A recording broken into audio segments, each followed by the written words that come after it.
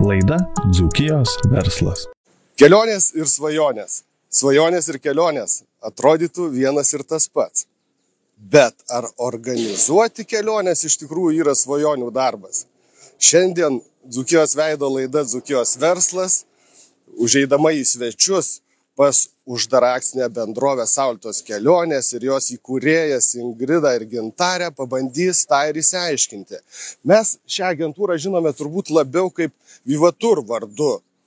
Tad visas subtilybės, kiek mergaitės keliauja, kiek per metus laiko praleidžia viešbučiuose ir kiek ofise, pabandysime ir išsiaiškinti. Užeinam. Sveikos mergaitės, Ingrida, Gintarė, labai malonu pas jūs užeiti, aišku, dar maloniau turbūt būna, kai užeini pro šitas duris ir užsisakai kelionę, bet šį kartą pakalbėkime apie jūsų darbą ir jo specifiką. Turbūt rastume nedaug žmonių, kurie nepasakytų, jog šis darbas, ši veikla nėra svajonių darbas. Ar taip yra iš tikrųjų? Oi, tikrai, man tik klientė būdavo netgi ateina ir sako, ką tu čia dirbi? Sėdi savo nagus lapuoji, gražius paveiksliukus žiūri, net taip žmonės galvoja. Žmonės galvoja taip, svajonių darbas, mums jis irgi yra mūsų svajonių darbas. Manau, kad kitaip mes nedirbtum. Kitaip nedirbtume. Jo, šioje sferoje mes su Gintarė jau turizmo sferoje esame apie 23 metai. Vivaturo veikla yra 10 metų, skaičiuojam 10 metus, 9 metukus atšventėm balandžio mėnesį. Ir taip ir mums, manau, kad irgi kaip ir svajonių darbas, bet yra visokia pusė, kaip ir kiekvienas darbas, aš manau, turi savo pliusų ir turi savo minusų. Bet, kaip ir pasikartosiu dar kartą, mes pačios be proto mylim šį darbą, keliones, tą darom iš širdies. Tai mūsų ir darbas ir hobis, žinai, kaip būna, kai žmogus... Tai reiškia, pagal tą patarlę jūs nedirba.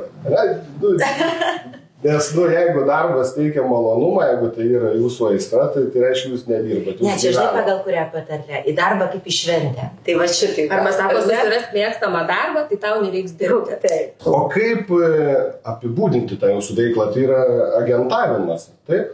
Taip, mes esam kelionių agentūra, kuri, reiškia, parduoda jau sukurtą produktą. Kas tai yra kūrėjas? Kūrėjas tai yra organizatoriai, kelionių organizatoriai, kurių yra Lietuvoje, tai galima pavardinti.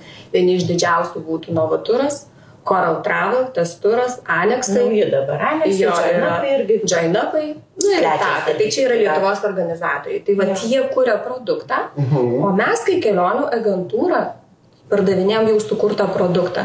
Tada, aišku, klausimas kiltų, o tai kodėl negalim nusipirkti tiesiogiai, ar ne? Net yra toks klausimas pas mane, ar niekada nebandėt, ar nedrįsot pačius organizuoti tą visą kelionių paketą? Organizuoti? Tai viešbučiai, pervežimai. Matai, kaip yra, tada reikalinga, jau tada mes nebūtume kelionių agentūra. Kadangi organizuoti, tas ir iš to žodžio, ar ne, jau mums reikėtų organizatoriaus licenzijos. O jūs turit licenciją, ar tik organizatorius turit? Mes tik organizatoriai. Mes turim licenciją kelionių agentūros. Mes yra skirtinga. Bet yra ir jums, taip? Taip, be abejo yra. Bet kelionių organizatoriai jau yra kita licencija, tai jau yra kiti kaštai visiškai, ar ne? Mums kol kas to užtenka. Ta prasme, ir taip spėjom, nespėjom, būna kartais apsidirbti, ar ne? Kol kas užtenka, mums patinka, ką mes darom, mes perparduodam tą produktą, ar ne? Organizuoti pačios dar nedrįstam ir nesugalvom, nes kai aš sakau, mums darbo tikrai užtenka, pačios labai daug investuojam. Taip, ir pačios daug investuojam į savo žinias, tai kaip mes investuojam, tikrai į mėnesį bent po kartą bandom išvykti, tam, kad apžiūrėti viešbučius, vėlgi pačią šalį, kad galėtum perteikti klientui, ar atsinaujinęs ten tas viešbutis, gal kažkas pagerėjo, gal kažkas pablogėjo. Jau bevaikštant toje šalyje, ar vienam ar kitam viešbutį, jau tu galvoji, jau tą klientą matau čia, o jau ten kokį Jonuką matau, šitas jam patiks produktas. Ir ką noriu pasakyti, kaip kiekvienas žmogus turi savo kirpėją, ten stomatologą, aišku, būna pasikeičia. Tai iš tikrųjų ir mus klientai labai myli, jau iš kartos į kartą netgi yra keliavo, reiškia, tėvai su vaikais, vaikai užaugo, jau keliauja su savo vaikais. Ir tai yra labai lengva parinkti tam žmogui pagal jo poreikį, ar ne? Kaip pažįsti. Taip, kaip tu jį pažįsti. Tu, tarkim, parekomendai vieną viešbutį, jam labai patiko ir, tu jau matai kitoje šalyje būtent tokį irgi konceptą.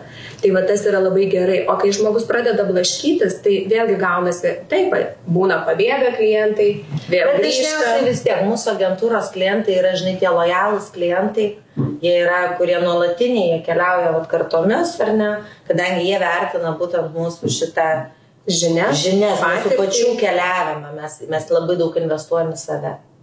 Tai jūs maždaug vidurkis, kiek per metus tokių kelionių, kaip jūs jas vadinat, kažkokios bandomosios čia kelionės? Žinok, pas mus yra jos dvi, mes su Ingrida kaip keliaujam, tai yra komandiruotės, kada mes važiuojam su organizatoriais, kažkur, pavyzdžiui, buvau Šiotkalnijoje dabar, ar ne, Ingrida, vėl kur tu dabar?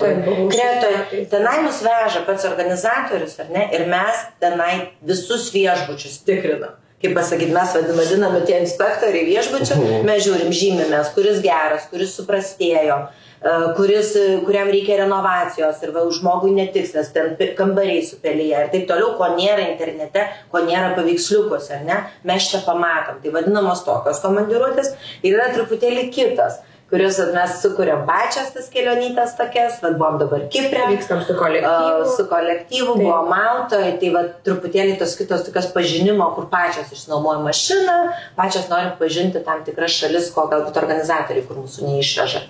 Tai tokios dviejų tipų. Man pats įdomiausias klausimas, kai organizatoriai jau veža į tas kelionės, jau jos nemokamos, taip? Ai, visi taip galvojamos, bet čia geras klausimas. Jo, čia geras klausimas, nes visi visą laiką galvoja, kad mes tai jau keliaujam nemokamai.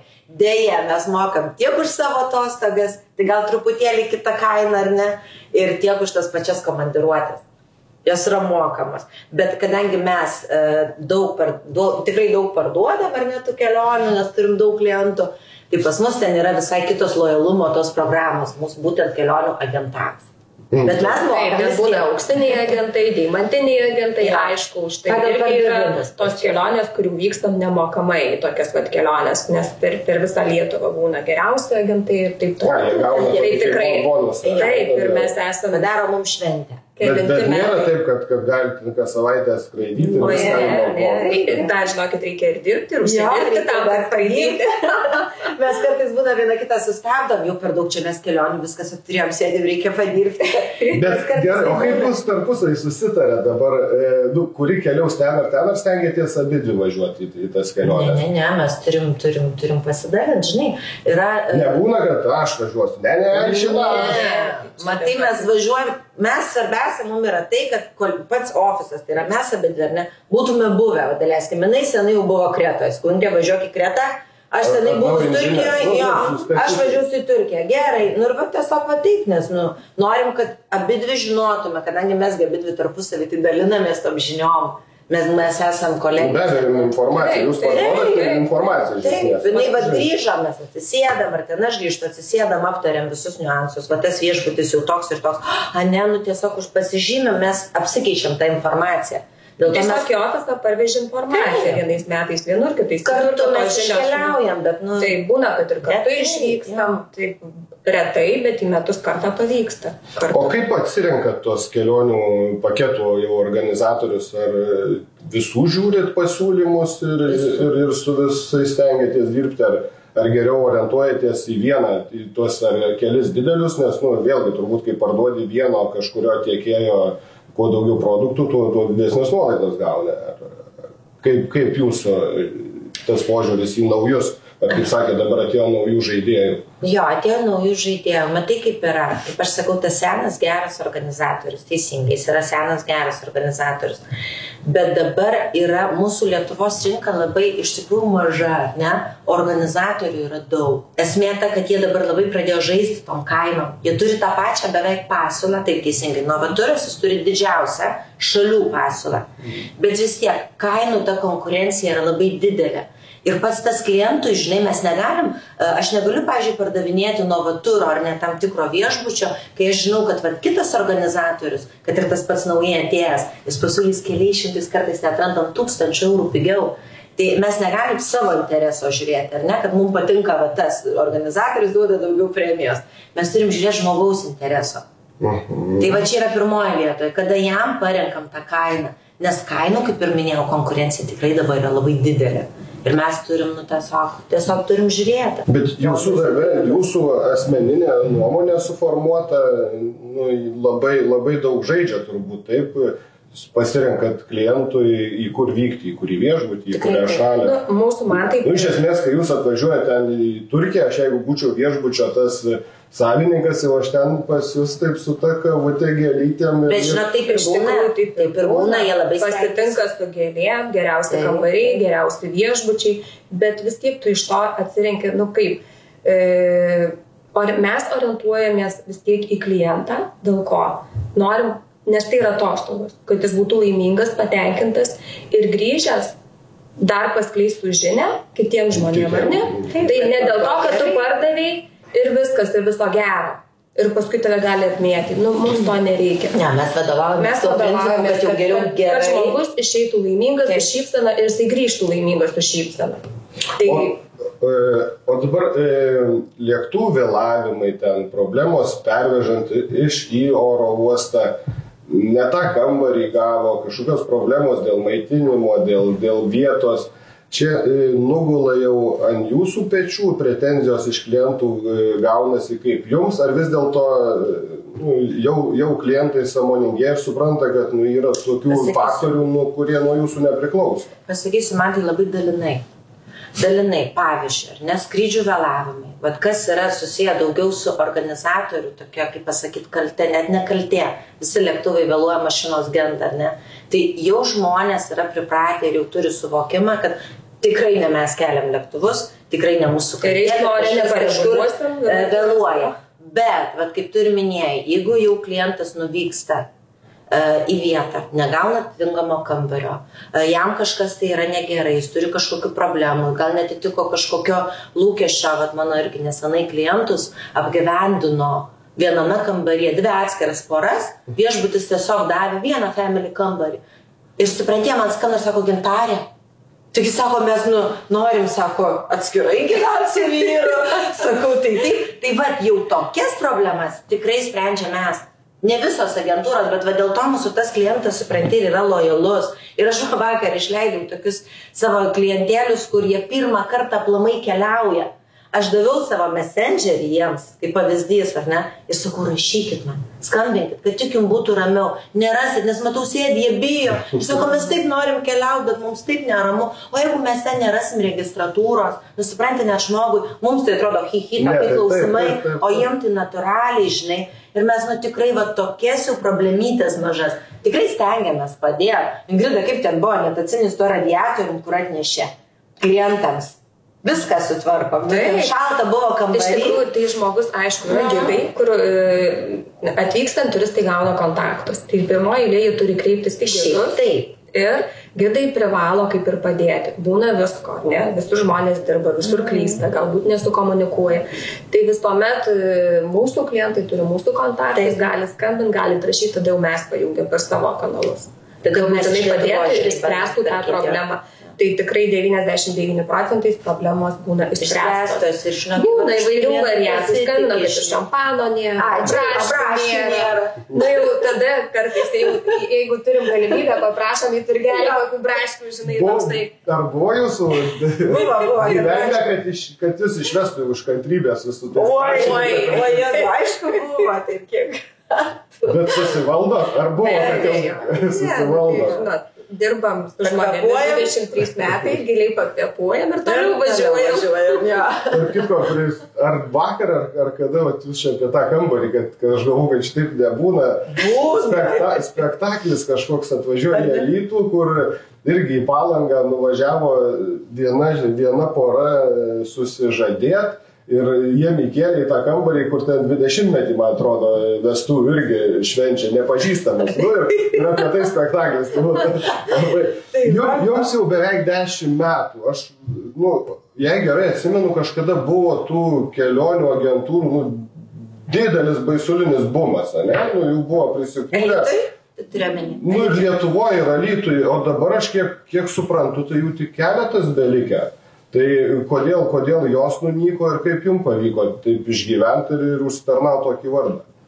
Nes Alytuje aš nežinau, dar gal yra pora, ne? Bet... Yra, dėl ko pavyko. Tai aišku, kruopštumas, kai sakau, atkaklumas, užsispyrimas ir tų pačių mūsų, kai sakau, žmonių mylėjimas pačio savo darbo. Tai manau, dėl to ir išlikom.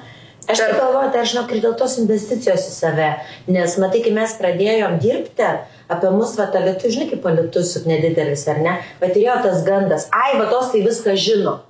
Nes, iš tikrųjų, žinai, net konkurentai siūsdavo, sako, eikit pasties, kai jos sako, žino, o tada sako, grįžkit pas mus. Konkurentai, kas liečia. Čia, nueikit, pasimatuokit batus ir tada... Taip. Tai aš manau, kad šitas mūsų, žinai, ir tų lojalių klientų, tas gal kodėlgi grįžta klientas, todėl jis ir grįžta, nes jis jaučia tą rūpestį, suprantis, jis jaučia tą komfortą čia. Ir mūsų tas keliautojas, dar norėčiau man tai pasakyti, nebūtinai elitiškas. Tikrai, manyčiau, Gintarė pritars man apie 70% yra iš kitų miestų, tai yra Vilnius, Kaunas, Panevėžys. Visa Lietuva. Ir tarp kitko po COVID-o tas kelionių pirkimas pasikeitė, gerokai pakoregavo, jeigu anksčiau norėdavo atvykti į ofisą. Kaip ir visų, žinai, tas pats yra. Aš ir norėjau paklausti, ar ofisas kuria labai didelę pridėtinę vertę, kai gali gyvai ateiti pasikalbėti. Anksčiau buvo taip. Ar jūs išgyventumėt be ofiso, ta prasme, dirbdami nuotoliniu ir konsultuodami tik telefonu? Toks klausimas. Išgyventume, bet, žinai, mes vis tiek dar to seno sukirpimo, kur mums reikia iš lepečių. Bet ir Alytus yra seno sukirpimo, aš ir pats man yra, daug fainiau turbūt gyvai ateit, tas sukuria labai didelę... Kaip ir Ingrida sakė, yra tokie tikrai, žinok, aš nežinau, procentaliai labai jau nedaug. 30% manau alytiškių, tik tai mes kažkur. Kažkaip aš įsivaizdau, kad kokį 70-80. Bet jūs telefonu tada taip jiem parduodat? Telefonu pagrindė. Susirašinėjom, žinok, kartais žmonės sutingi net kalbėti. O kitą kartą net pats alytiškis, aš turiu tikrai nemažai alytiškių, kurie net nebuvo šitam ofise. Aš jiems viską sutvarkau telefonu, išsiunčiu dokumentus elektroniniu paštu, jie atsispausdina darbovietę ir banami. Jie čia net kojos nebuvo įkėlę, alytiškiai. Tai va tas pats. Tai žinok, tas COVID-as jis tikrai labai daug ką pakoregavo ir žmonės jie, o gal ir žinok, tas užimtumo žmonių, jie bėga, skuba, žinai, ir jiems yra labai tas svarbu, kad viską sutvarkyti, padaryti nuotoliniu, jie tik tai atsispausdino, prieš kelionę paskambino dar kažkokie klausimai, kurie rūpi, žinai, ir viskas, ir jie keliauja. Bet ofiso negalvojate atsisakyti? Ne. Dar viena iš priežasčių, kam reikalingas ofisas, tai kelionių agentūra, jinai net negalėtų funkcionuoti tokio, kaip neturėdama ofiso, nes visų pirma, pasirašant kontraktą su kelionių organizatoriu, tu privalai turėti ofisą su vitrininiais langais, tai viena iš sąlygų. O tai tos, kur dabar yra tik internetinės kelionių agentūros, vis tiek turi kažkur ofisą. Tik mes nežinom. Nežino, taip. Bent vieną jie turi turėti. Ar aš klystu, ar iš tikrųjų įėjimas į tokį verslą, į tokio pobūdžio kelionių organizavimą, iš esmės įėjimo kaštai nėra dideli, ten kompiuterį aš turiu namie, ką pasirašau sutartį su kelionių organizatoriais didžiaisiais ir pradedu veiklą. Kelionių organizatoriai taip lengvai nepasirašo sutarčių su bet kuo. Tai vat pirmas kriterijus yra ofisas ir langai vitrininiai, kad būtų galima kabinti reklamą organizatorių ir taip toliau. Antras kriterijus irgi. Tai yra jo depozitas, kurį organizatorius ima. Nes vis tik tu sudarai sutartį, tu irgi neši už tą vardą atsakomybę. Taip. Ar ne? Tai yra piniginis. Koks tai yra konfidencialu, nes tai jau yra sutartys atskleidimas. Tai reiškia investicijų reikia. Kiekvieno organizatorium tu pasirašant sutartį yra papildomi punktai, kuriuos tu turi įgyvendinti. Ar tai patirtis plus, ar tai turi turėti gidą. Aišku, kelionių agentūros licencija, tai čia privaloma yra. Licencija? Taip, būtina. Ir kiekvienais metais mes turime atnaujinti ir vėl per naujo gauti. Nes aš kažkaip įsivaizdavau, aš esu jauna graži mergaitė, tokia kaip jūs, tėveliai mane vaikystėje pavežiojo po įvairias šalis, aš baigiau mokyklą ten ar studijas ir viskas, ir aš jau tą kelionių organizatorė. Taigi taip svajonių darbas, tik sėdim nagus lakuojam.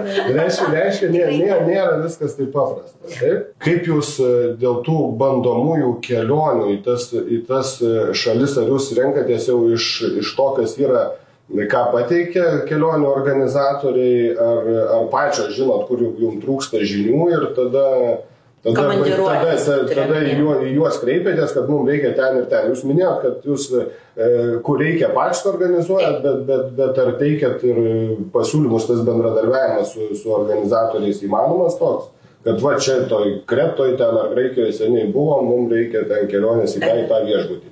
Arba, pavyzdžiui, jeigu kažkai nusiskundimai, ar ten labai dideli pagyrimai, kad pačiom išbandyti. Ne, viskas yra kitaip truputėlį.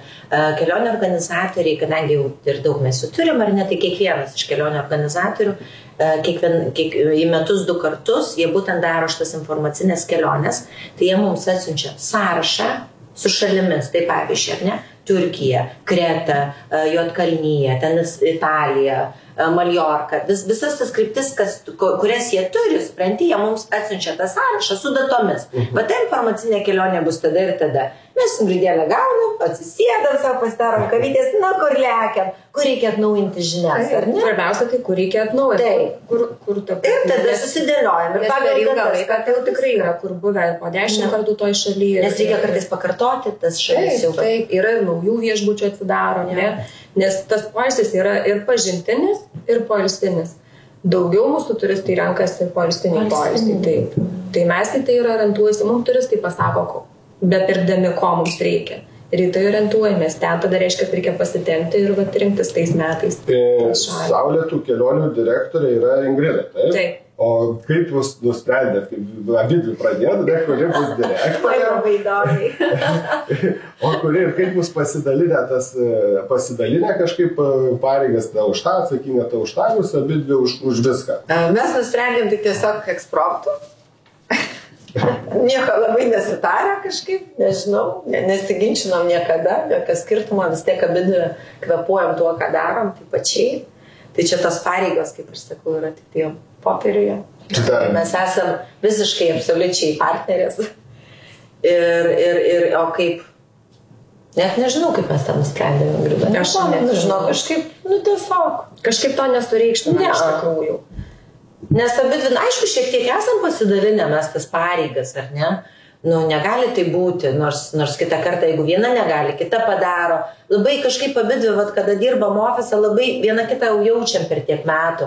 Matom, viena kažko nespėja, ar ne? Padaro kita, ar ten, tiesiog pasakom kitą kartą, aš to nespėjau padaryti tu.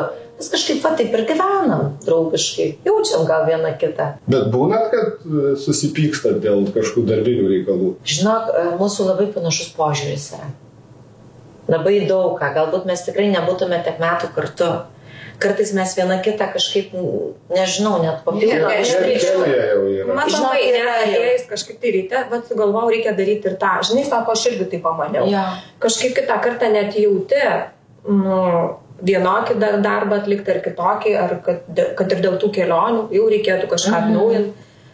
Tai aplamai daug, ne? Aš manau, kad kiekvienas žmogus turi kalbėti ir jeigu tu kalbėsi, kuo daugiau kalbėsi, tai tų problemų ir nekyla. Kokią pačią brangiausią kelionę esat pardavę? Yra tokia kažkokia išskirtinė, ar vis dėlto renkasi maždaug panašiai tuos viešbučius ir kainas? Mes labiau esam orientuotos į tą VIP klientą, kuris yra mokus, kur, kai aš sakau, mes pasirinkom šį modelį darbo.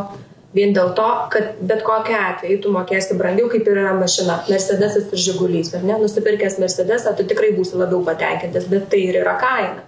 Tai mes paprastai klientui ir bandom tą pasakyti. Norit gero poilsio, gero aptarnavimo, reikia daugiau primokėti, ar ne? Ir kitą kartą gal kažkiek pavyksta mum įkalbėti, bet tikrai grįžti ir pasako ačiū. Taip. Nes matėm, kiti sako, lėktuve, vos neverkė, kad atostogos sugadintos. Mes bandom paaiškinti, žinai. Taip. Geriau turbūt vieną kartą per 3 metus išvažiuoti į gerą kelionę, negu 300 kelionės. Arba ateina ir sako, noriu 300, Liepos mėnesį, mes sakom, žinokit, tokio varianto neturim, eikit kitur, mes tikrai šito varianto neparduosim. Nes jūs mums tik, kad reikia skambinsit ir sakysit. Bet stebuklų nebūna. Tu sumokėsi labai pigiai ir tu tikėsi, kad tave ir apšokinės ir maistas geras ir nebus tarakonų ir paskui rašo Lietuvos ryte nusipirkę pagal paveiksliukus. Tai dėl to ir rašo. Nes paveiksliukė, tai mes galim nupiešti labai gražų variantą. Ne, mes ir pačios kiek matėm tuose paveiksliukuose, nuvykę, oi, kokius gražus viešbutis.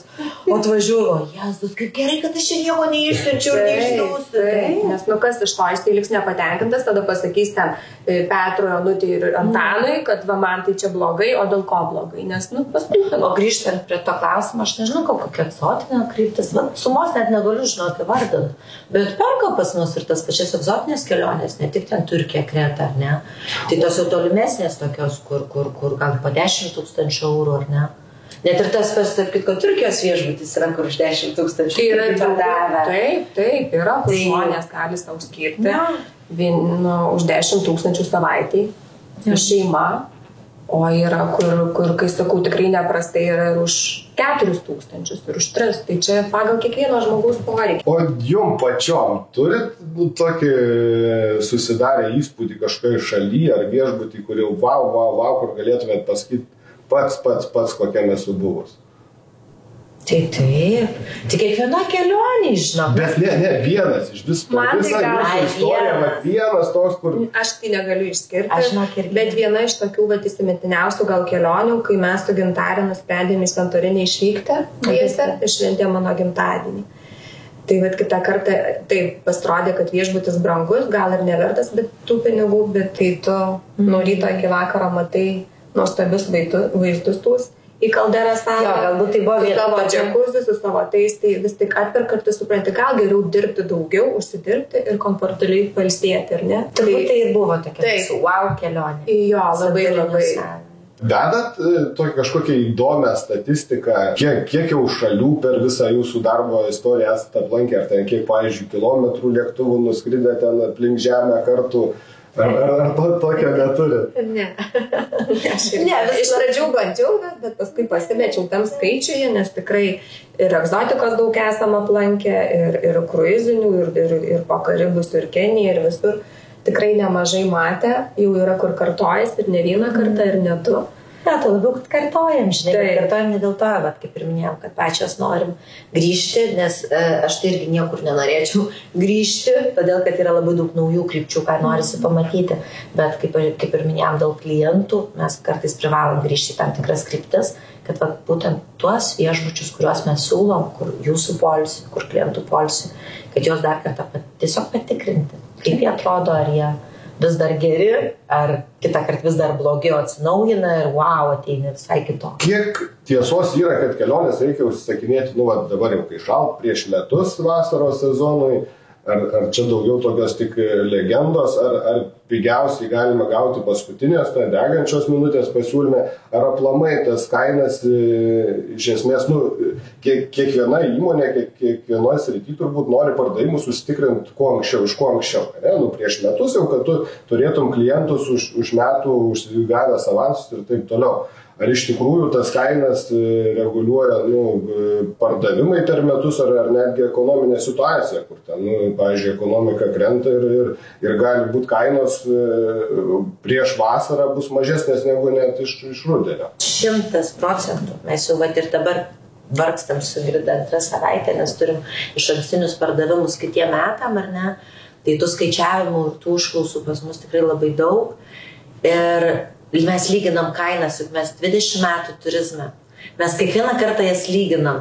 Ir mes galim 100% atsakyti, kad iš anksto pirkti kelionę tikrai apsimoka. Nes tai, ką mes turim šiandien, kad ir tą pačią Turkiją, ar ne, spaliui, lapkričiui, tai yra žymiai brangiau, bet patikėkit, kartais žmonės neįsivaizduoja, netgi 1000 šeimai brangiau, negu kad jie būtų gavę užsisakę pavasarį iš anksto, ar ne? Tai tikrai čia yra vienareikšmiškai, mes galime atsakyti. Ir dar norėčiau paantrinti Gintarei, koks yra privalumas perkant iš anksto, tai tu renkiesi iš plačios tikrai pasiūlos viešbučių ir tarkim, kitiem metams spalį, ar ne, yra plati pasiūla ir gali išsirinkti savo mėgstamą, mes galim pasiūlyti tikrai daug viešbučių, o šiai dienai užsakysi spalį yra tas vadinamas top sales. Tai keliauja ne tik Lietuva, keliauja visą Europą, tuo labiau žinom, kad rusams galima tik tai vykti į Turkiją ir Egiptą. Tai jeigu 24 metų dabar spalį, mes jau, kad ir labai norėtumėm pasiūlyti vienokio ar kitokio viešbučio negalim, nes užsakyti visiškai kambariai. Tai paskutinė minutė man tai būna. Taip, jinai būna, bet jinai būna kokiam produktui, kuris netitinka kainos ir kokybės santykiai. Jo, kaina užkelta, ir labai geras pavyzdys, ar negali, tikrai pati ir vakar, ir šiandien lyginau vieną ar kitą viešbutį, tai gerokai yra brangiau dabar pirkti, kaip ir Gintarė sakė, nes galim palyginti, kadangi pardavimai vyksta spalio mėnesio 24 ir 25. Tai gerokai brangiau negu ateinančiais metais. Ir plus dėl ko, tu užsigarantuoji, kai sakau, kainą, sumoki 10 arba 20% avanso, gali pasikeisti pavardę, gali pasikeisti kryptį. Paskui nėra taip, kad apsiženinai su ta kelionė. Bet tu jau užsisakei, sumokėjai ten 200 € avansą, kai tarkim, ar ne? Tu žinai, kad kaina nepasikeis, ir kiti, tarkim, irgi dar nėra labai iškomunikuota. Sako, ar galima įsimokėtinai pirkti kelionę? Tai tau ir gaunas, jeigu tu užsisakai 25 metais spalio mėnesį kelionę, tu gali kas mėnesį pravesti 100 €. Taip, ir tau nereikės sudarinėti sutarties. Jeigu yra rizikos sutartys, kurią mokė, tada procento mokėti bankui ir viskas, ir tau gaunasi kelionė įsimokėtinai. Ir kai reikia tau išvažiuoti, sako, oi, kaip smagu, sako, visai nepajutau. Ir tai visą laiką išsimoka tą kelionę, o jau dabar yra, kas užsakinėja kitam spaliui pas mus. Ta pačia Turkija, ar ne? Tikrai labai daug. Ir jie savo. Čia spalį, kodėl jūs tą spalį mini dėl vaikų atostogų, spalio gale. Šiaip kažkaip tai visi dar nori tą vasarą gal pratęsti, taip sakyti. Kai baigėsi pas mus šilumais, visi dar spalio mėnesio jau keliamės tamstų, grįžtam namo tamstų, tai dar visi labai nori tą spalį dar, kai sakau, pabėgti ir dar pasisemti to D vitamino. Tai turizme labai sezoniškumas yra, bet mūsų darbe, mūsų versle yra sezoniškumas. Mes, kaip ir dabar šitie mėnesiai, tai bus rugsėjas buvo, spalis, tai mes dirbam net kėlę galvų, ar ne? Bet tas sezoniškumas jisai jaučiasi, nes tikrai žmonės keliauja rugsėjai, spalį. Lapkritį mes žinom su Ingrida, kad galėsim mes jaukėmės megzt kojines, ar ne?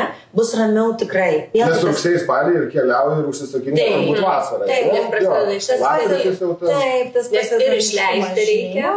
Ir paskui gegužę labai irgi keliauja, ar ne? Birželį. Vėlgi Liepą rugpjūtį jau žmonės daugiau renkasi atostogas Lietuvoje, nes čia karšta. Tai labai jaučiasi tas sezoniškumas. Dėl ko mes kartais ir paminim tuos tokius mėnesius. Spalis labiausiai žmonės keliauja, paskui gegužės kiti metai, ar ne, jau bus. Automatiškai pačios savo atostogas jau nebeplanuoji. Viešai prieinami duomenys rodo, kad 23 metais berods jūsų apyvarta buvo didžiausia. Ar ten nerodo senesnių metų, ar dar prieš COVID buvo rekordiniai metai, ar pernai vis dėlto? Manau, kad pernai gal. O kas čia po COVID ta šuolis buvo? Man įdomu, per COVID ten kartais turbūt, ne, apyvarta krito, kaip jūs išgyvenot ir kaip jūs išgyvenot ir ar negalvojat, kad jau viskas reikia aišku, galvojat? Galvojam, bet visada turėjom viltį, kad vis tiek žmonės atsigaus, COVIDas kažkada pasibaigs. Tai COVIDo metu taip buvo labai sunku. Nes nepaslaptis, ne tik, kad žmonės buvo uždaryti namuose, bet lietuvai beveik metus laiko buvo nutupdyti, buvo visi žmonės atleisti ir aptarnaujantis personalas. Taip, palėdavom gėlės, pasriūbaudavom abidvi, kada čia tie lėktuvai vėl skraidys, nieko negalėjom pakeisti, nes nieko negalėjom pakeisti. O lėmė tas, vėlgi, tas rekordinė apyvarta, ar žinom, ten kelis metus iš eilės infliacija buvo, ar kainos kilo, ar vis dėlto tai buvo didesnis klientų kiekis? Kiek jūs maždaug per metus klientų aptarnaujate? Aš manau, kad lėmė ir tas. Ir pardavimų skaičius padidėjo, ir infliacija. Vis tik viskas brangsta, tai natūralu, ir kelionės brangsta, ne? Kai sakau, mes labiau orientuotos į VIP klientą, tai tos kelionės mūsų vidurkis yra žmogui apie 1,3–1,4 vidurkis. 1000 maždaug virš. Taip. Tai gal tie skaičiai dėl to ir išaugo, jeigu būdavo anksčiau vidurkis prieš COVID 800, ar ne? Tai dabar jis taip padidėjo, tai manau, kad lėmė ir tas. Ir žinai, po COVID žmonės, tada, kai baigėsi COVIDas, tai žmonės, jie kaip visur keliavo, jie taip sujudo, taigi pasižiūrė, kavinės buvo pilnos, nusprendė, žmonės norėjo atsigauti. Ir ypatingai mes pastebėjom, kad jiems tas atsigavimas būtent buvo susijęs su kelionėm. kad jie pagaliau yra laisvi, atsėdo į lėktuvą, galiu išskristi jau pagaliau. Labai labai tas jautėsi, nes tikrai tokis sujudimas buvo. Ir aišku, mūsų tų skaičiukų kilimas, mūsų aplamai verslo, tas išlaikymas ir kilimas, tai yra ir susijęs su tuo mūsų ratu, jis buvo kažkada va toks ir jisai visą laiką plečiasi, ar ne? Nes žmonės ateina pas mus pagal rekomendacijas.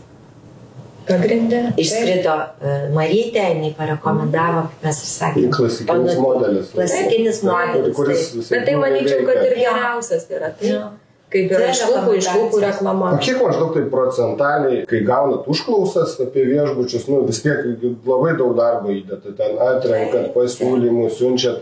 Kiek yra tada jau ateinančių klientų, kurie sumoka avansą? Ar čia galim skaičiuoti per pusę, ar tai iš vis 10%, maždaug? Matai, pas mus mes ir su savo marketingo mergaitę diskutavom nesenai, pas mus yra klientai 2 tipų, ar ne?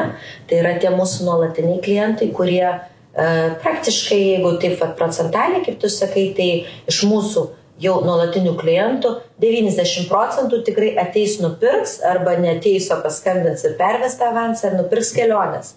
Ir yra ta kita dalis klientų, kurie vis dar yra svetimi. Jie yra iš socialinių tinklų, jie ieškantys, jie besiblaškantys, jie keičiantis tas pačias kelionių agentūras, ar ne?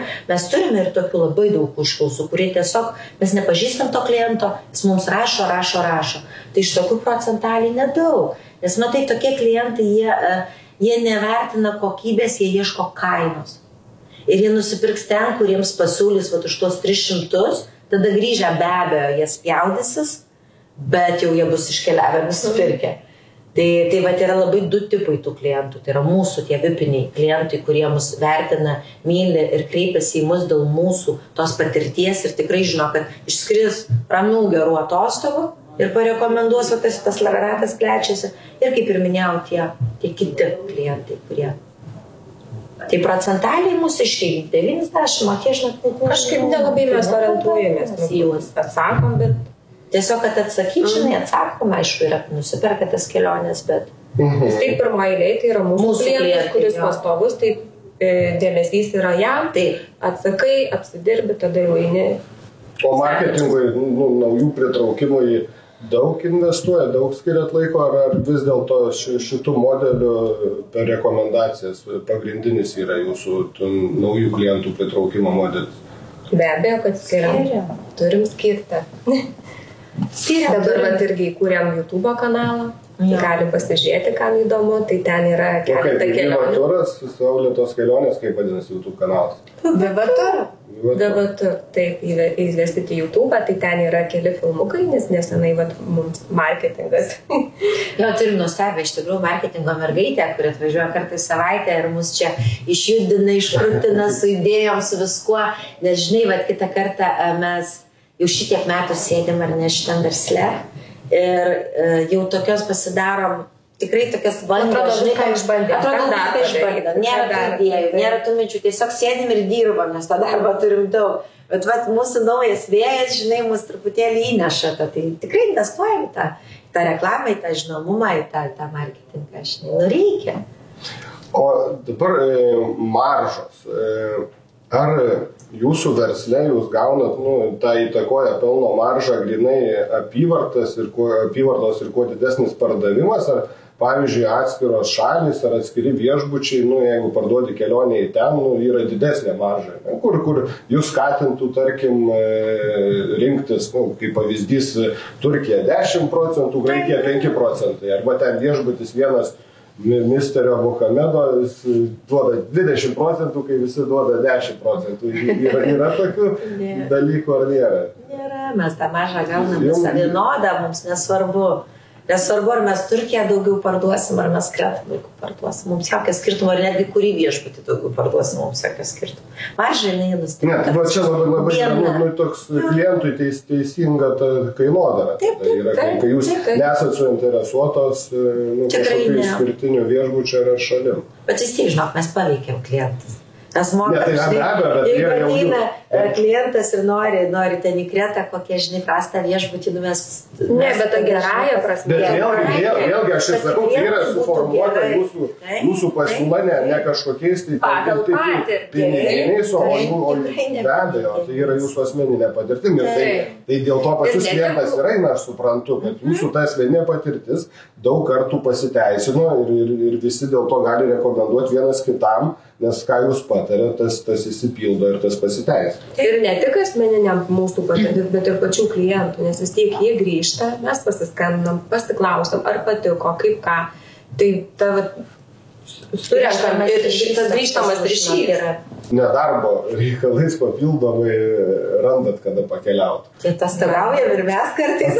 Bet net atostogų metu pradedam dirbti. Jau tas toks sportinis net nuvažiuoja į Birštoną, ar ne? Jeigu naujas viešbutis, sakau, galite mane apvedžioti, parodyti, kaip kambaris, kaip atsytas, kaip lakštai. Jau taip įaugę, kad, sakau, gyventi ar ilsis, tu jau eini ir filmuoji kažką fotografuoji. Bet turit kažkokią svajonę, jūsų gal situacijoje nesvajonė, o tikslą, kur vis dėlto dar norėtumėte? Kiekvienais metais kuriamės tikslus. Jau prisirezervavę, aš pati prisirezervavę savo priekį jau be ne 3-4 kelionės. Jau su sprendus. Gal ne paslaptis kur?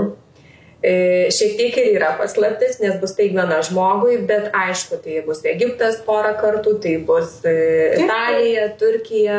Ilsimės ir mes, žinai, be abejo. Tai jau yra ir dar norisi.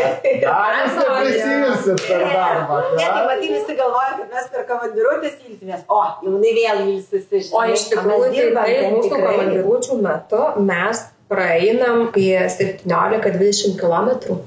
Per dieną. Taip atrodo, čia nuskrido, sėdi. Nes viešbučiai dideli, kai atveda į Turkijos kokį viešbutį, kur teritoriją vieną viešbutį valandą apžiūrinėjai.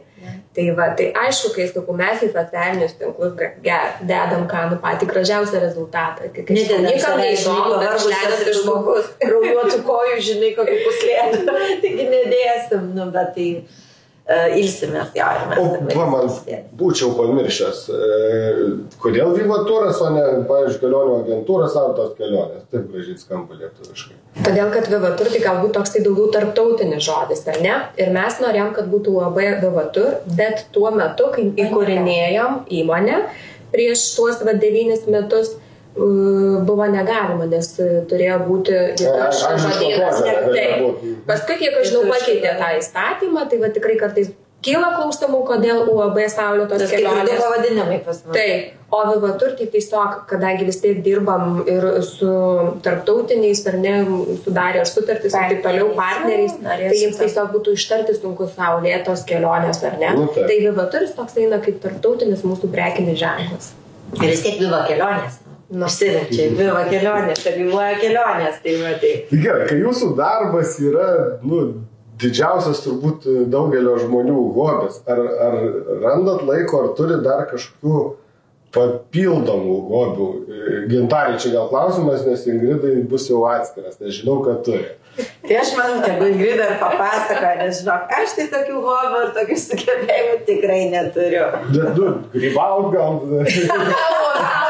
Tai čia ne hobis, mano hobis yra mano darbas, žinok, ir kitas visas laisvalaikis, tai vėlgi jisai irgi susijęs ir su kelionėm, ir su išvykimais iš to pačio Alytaus, žinai, kažkur tai ten, kažkokio papildomo aš neturiu. Nelabai reikia. Nereikia, man nespėjo, Ingrida spėjo. Spalio 8 dieną perskaičiau Facebook'e prieš šitą mūsų laidą atidarote parodą.